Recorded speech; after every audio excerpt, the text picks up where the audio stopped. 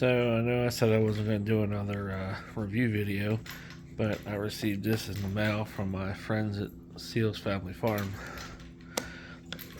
I mentioned in the last video their little gift box. Well, they sent me one. So it has a brush,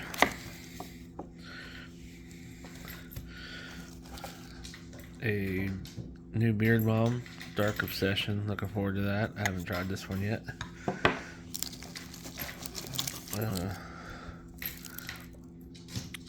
Soap that is the same scent.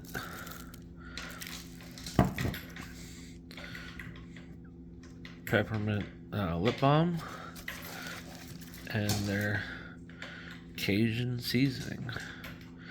Looking forward to trying that. So again, thank you to them. They're awesome people, and I hope y'all give them a look. Not even for Christmas, like just for anything. Their stuff is awesome. I don't know if this will be something that they're just doing for like Christmas. They might have it around later for like, get somebody something for a birthday. It's a real nice box. So check them out. And thank you to Hope and Shane for this awesome box. Look forward to trying this stuff.